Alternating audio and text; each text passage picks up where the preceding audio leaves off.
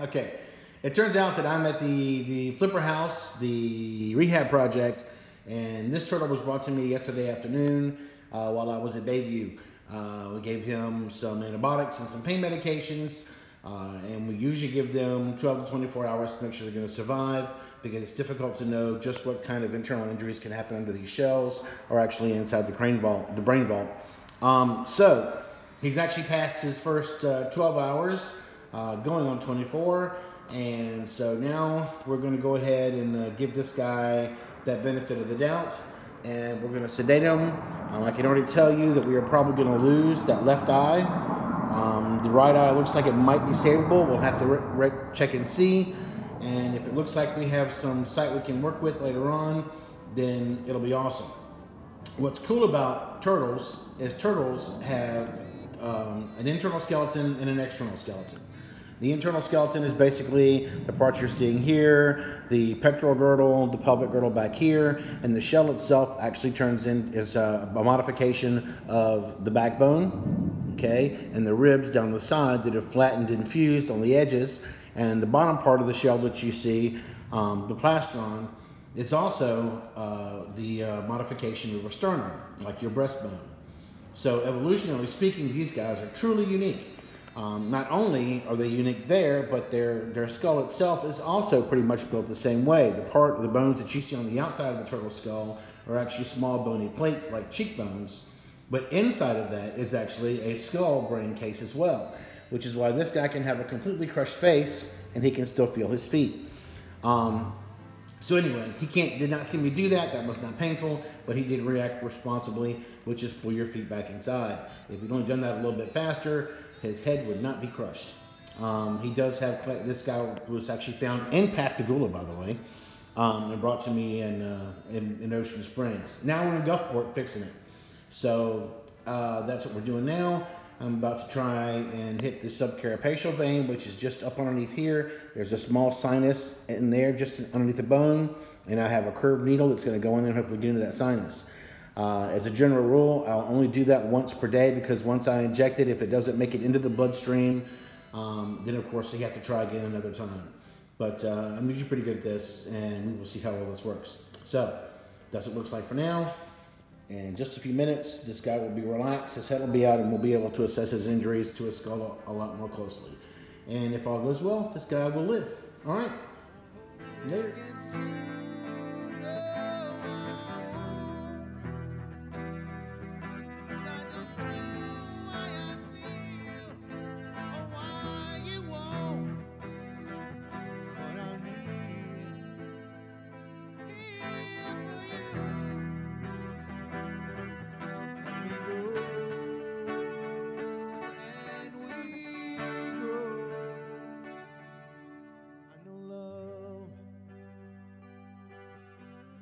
Thought you did too.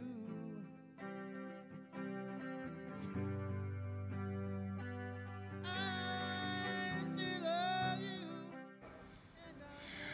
All right, we just removed the eye bulb itself.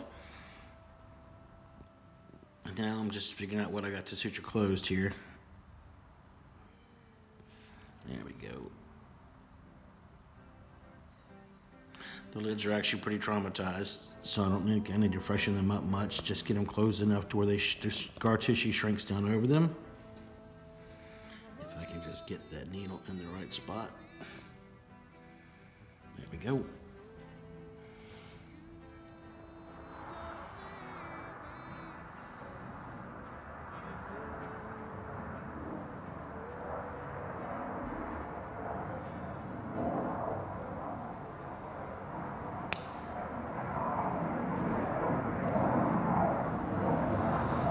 Hold on, little buddy.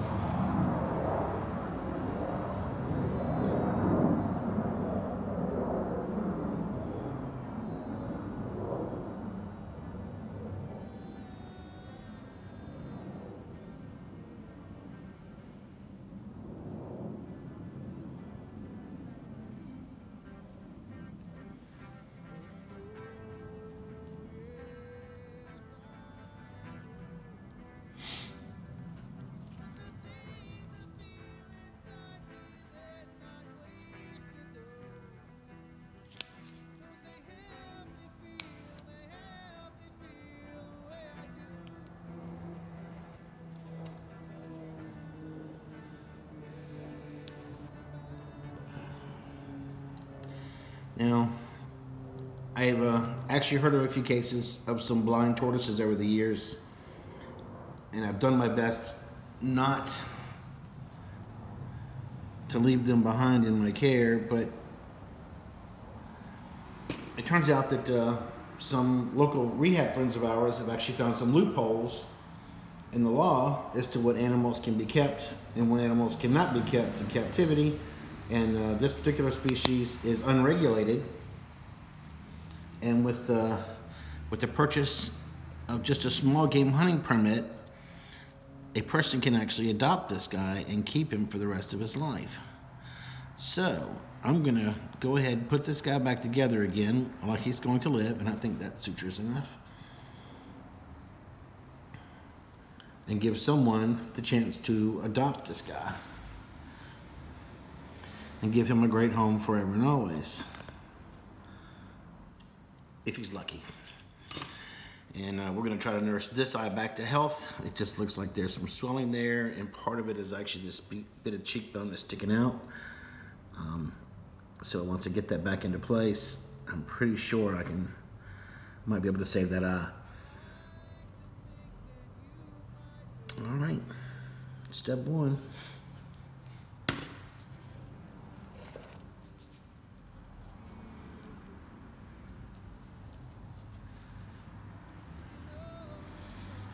Not even bleeding. Ha! I think he's lost enough blood already. Okay.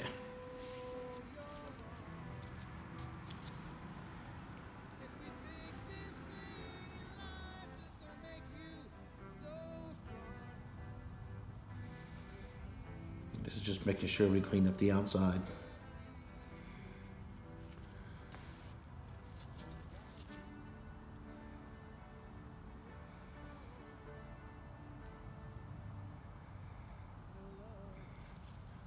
I'm missing my expensive turtle restraint device.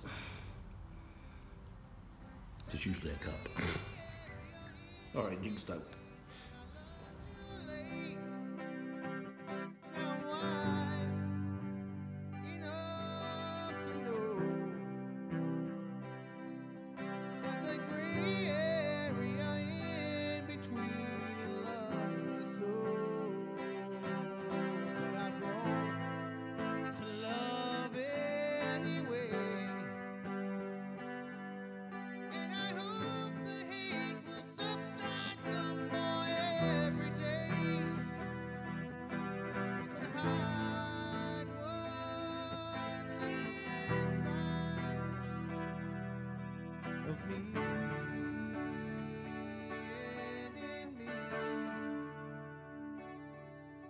I feel you,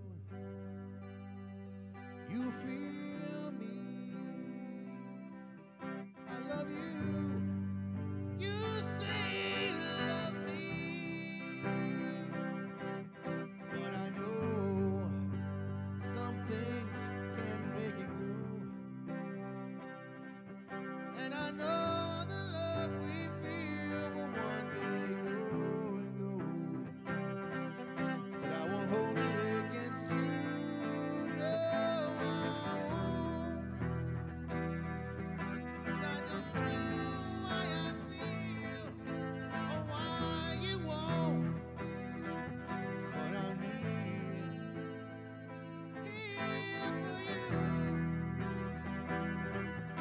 we grow, and we grow. I know love, thought you did too.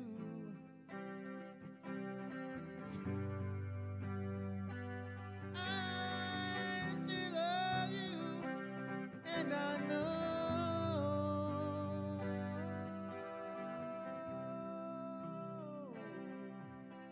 it's a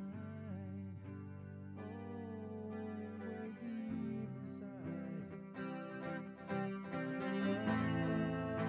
Love won't betray me.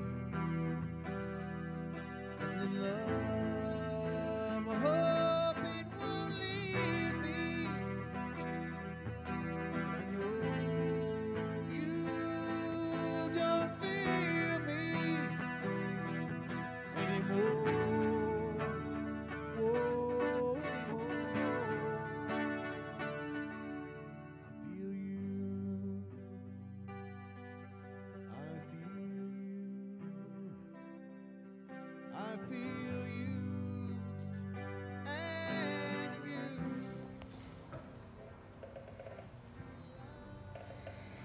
We did remove the left eye. The right eye does have some optical tissue left. I think we've been able to save it. I did have to suture back in place one of the facial bones, and as well, again, like to just remove the eye. Got a feeding tube in place, and with some good TLC, this guy should be able to walk and eat and hopefully smell again, and maybe even see out of that one eye. If not, we'll see what happens in the future. This still may be euthanized at some point in time if he does not deal well with his blindness or what sight we save. But for now, we have saved his life. All right, give me some tape. We'll tape this up on top. We'll be able to tooth feed this guy for a while since he won't be able to use his mouth or his skull for chewing.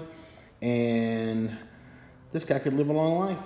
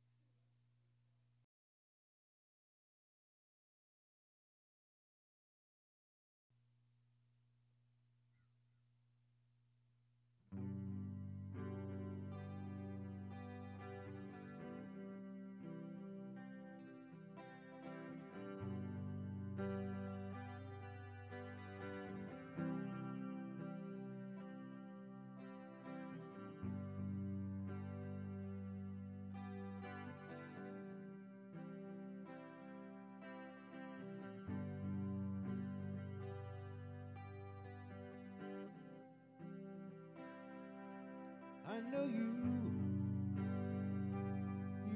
know me.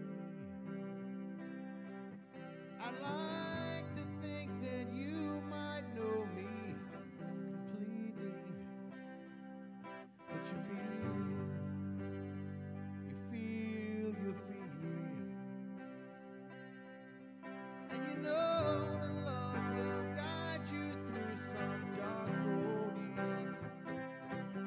But you're wrong, oh, you're wrong. If you think this thing in life is gonna make you so strong, and you feel, oh, that fear won't guide you anymore.